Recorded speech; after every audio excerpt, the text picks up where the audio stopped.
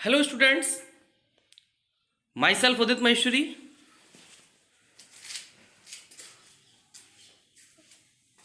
Today's topic is calculating methods of national income.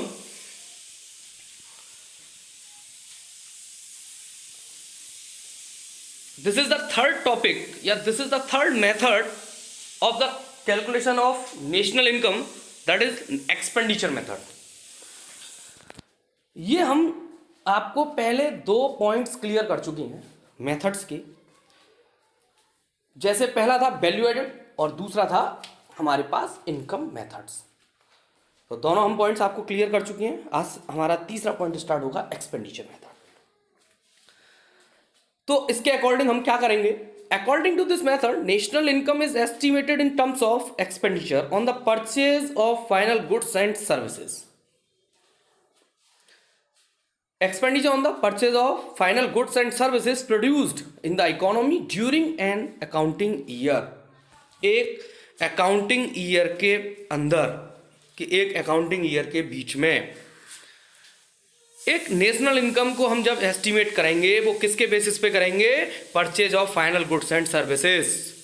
एक जो goods को परचेज कर रहे हैं या सर्विसेज को, जो फाइनल गुड्स और सर्विसेज को हम परचेज कर रहे हैं उसके according. Since final expenditure comprises, अब फाइनल एक्सपेंडिचर को हम किस तरीके से कंप्राइज करेंगे? C for consumptions and I for investment. It is also called consumption and investment method, या इसको हम दूसरा नाम बोल सकते हैं इनकम डिस्पोजल मेथड। अब इसका मेथड हम लेके चलेंगे जब estimation of expenditure on the final goods, जब हम एस्टिमेशन निकालेंगे, एस्टिमेट करेंगे of expenditure on final goods produced during the year within the domestic territory of a country is equal to the market value of GDP। मतलब आपको मैं पहले clear कर चुका हूं, जब हमने वैल्यू एडेड निकाला था प्राइमरी, सेकेंडरी एंड टर्सरी तीनों सेक्टर को जोड़ के हमने GDP MP निकाला था। ऐसे ही जब हमने compensation of employees, operating surplus और मिक्स्ड इनकम जोड़ा था तो उसमें हमने आपको बताया था कि जो हमारे पास डोमेस्टिक इनकम निकल के आती है NDP FC। अब उसके इसी तरीके से जब हम एक्सपेंडिचर मेथड निकाल रहे हैं तो इसमें हम यूज करेंगे कौन से पॉइंट को हम यूज करेंगे कि जो हमारे पास GDP MP मतलब gross domestic product at market price. It is adjusted to find NNP FC और नेशनल इनकम। इसको हम एडजस्ट करेंगे जब हम नेशनल इनकम निकालेंगे तो कहाँ तक पहुँचा देंगे हम इसको?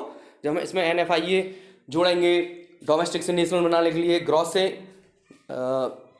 नेट बनाने के लिए डेप्रिसिएशन माइनस करेंगे, मार्केट प्राइस से फैक्टर कॉस्ट लाने के लिए हम NIT माइनस करेंगे। तो अब आगे क्लासिफिकेशन ऑफ फाइनल एक्सपेंडिचर। अब क्लासीफाई करना है हमें जो फाइनल एक्सपेंडिचर है गुड्स एंड सर्विसेज के, तो उनका हमें ध्यान रखना है किस तरीके से। तो हमारे पास final expenditure as expenditure on the purchase of domestically produced final goods and services during an accounting year. भाई डोमेस्टिक से रिलेटेड जो डोमेस्टिक ही हम देके चल रहे हैं is broadly classified into 4 categories wise. First private final consumption expenditure, इसको C से बताएंगे, C से शो करते रहेंगे। Second government final consumption expenditure, इसे G से। Investment expenditure I and fourth net exports X-N। मतलब डिटेल्स हमारे पास होंगी, इसके बारे में हम पूरा क्लियर करते हैं कि प्राइवेट फाइनल कंजप्शन एक्सपेंडिचर को हम किस तरीके से शो करेंगे, हमारे कौन कौन से होते हैं। पहला प्राइवेट फाइनल कंजप्शन एक्सपेंडिचर, इसको हम C से बता ही रहे हैं। It refers to expenditure on final goods and services by the individuals, households and non profit private institutions serving society like help age. एक देखो जो हमारे पास जो एक्सपेंडिचर किए जा रहे हैं फाइनल गुड्स और सर्विसेज पर, एक इंडिविजुअल के द्वारा, एक हाउस होल्ड्स के द्वारा, एक नॉन प्रॉफिट प्राइवेट इंस्टीट्यूशंस के द्वारा जो सर्विंग सोसाइटी हैं, जो किसी की हेल्प करती हैं, वो उनके द्वारा। तो इसमें क्या क्या इंक्लूड होगा? फर्स्ट कंज्यूमर सर्विसेज, जो भी हम कंज्यूमर को सर्विसेज दे रहे हैं, प्रोवाइड करा रहे हैं वो। Consumer non durable goods, non durable मतलब जो लंबे टाइम तक नहीं चलते हैं, तुरंत की तुरंत, that is goods which are not repeatedly used like butter और मिल्क। नॉन ड्यूरेबल गुड्स को इसमें यूज करेंगे। Of consumer durable goods which are repeatedly use for several years like furniture and washing machines etcetera.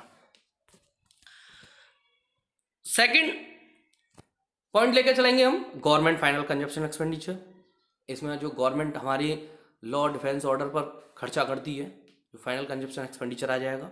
It refers to expenditure on final goods and services by the government like expenditure on the purchase of goods for consumption by the defence personal, इस तरीके से।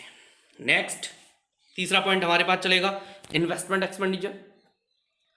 It refers to expenditure on the purchase of final goods by the producer, जो refers किया जाता है किसके ऊपर, जो प्रोड्यूसर्स के द्वारा।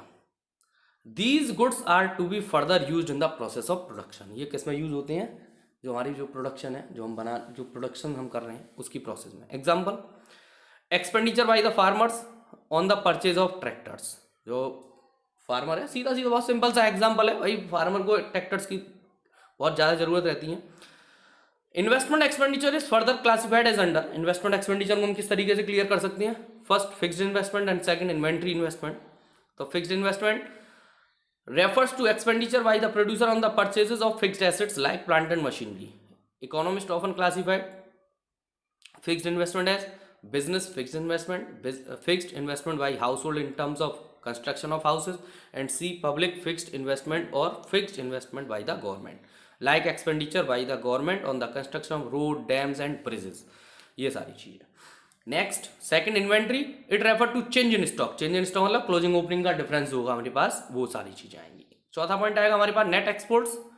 Net exports refer to the difference between export and import during an accounting year. Exports are expenditure by the foreigners on domestically produced final goods and services, while imports are an expenditure on the goods and services produced abroad.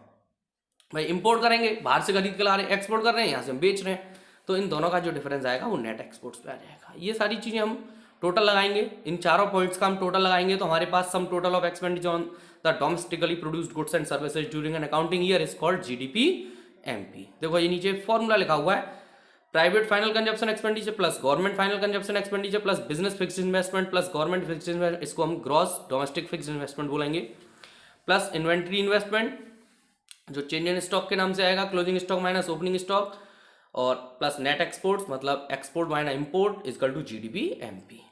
अब इसके लिए अब GDP MP जब निकल आएगा, देखो फिर दोबारा से वही चीज जो पिछले चैप्टर्स में आपको क्लियर किया था, GDP MP is converted into NNPFC. तो जीडीपी से पहले डेप्रिसिएशन माइनस कर देंगे, एनआईटी घटाएंगे तो फैक्टर कॉस्ट निकल के आएगी, एनएफआईए जोड़ेंगे तो हमारे पास नेशनल इनकम निकल के आ जाएगी। ये पूरा एक कॉन्सेप्ट दे रखा है, बड़ा प्यारा सा, measurement of national income using expenditure method, बड़े प्यारे तरीके से दे रखा है।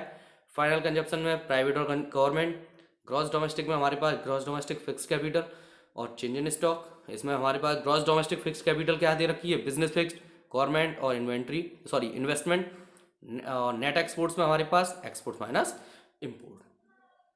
अब प्रिकॉशंस, हमें सावधानी क्या बरतनी है, जैसे हमने वैल्यू एडेड के बारे में बताया कि डबल काउंटिंग नहीं होनी चाहिए, ऐसे ही हमने इनकम्स में बताया था कि भाई जो पेंशन्स वगैरह हैं, तो अगर ओल्ड एज पेंशन है वो नहीं यूज़ की जाती, लेकिन पेंशन और रिटायरमेंट की जाती है वो यूज़ की जाएगी।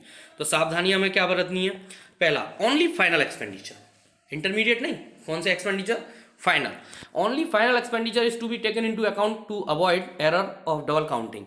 Final expenditure is to be interpreted as expenditure on final goods and services. Expenditure on intermediate goods and services must be avoided. ये पहला पॉइंट है। और ऐसे ही देखो second hand goods is not to be included, but इनकी जो हमारे पास जो कमीशन वगैरह होगा वो इसको यूज किया जाएगा। ये बार बार हमें नहीं बतानी, पूरी लाइन वही लिखी हुई है। Expenditure on share and bonds is not to be included in total expenditure as these are mere paper claims are not related to the production of final goods and services, मतलब share और bonds को नहीं use किया जाता है। Next expenditure on transfer payments by the government, जैसे old age pension, scholarship, ये पहले वाले पॉइंट्स में भी थे, पिछले वाले टॉपिक में भी थे, तो ये भी यूज नहीं किए जाएंगे, ट्रांसफर पेमेंट्स यूज नहीं किया जाता है। और imputed value of expenditure on goods and services और on goods produce for self consumption should be taken into account, बिल्कुल ली जाएगी। हाँ भाई, हम खुद भी अपने लिए यूज कर रहे हैं उसको, तो उसकी वैल्यू लगेगी, तो जीडीपी में आ जाएगी। देखो ये पूरा एक क्वेश्चन दे रखा है, gross investment net export, net indirect depreciation से निकालेंगे तो जीडीपीएमपी निकालेंगे पहले।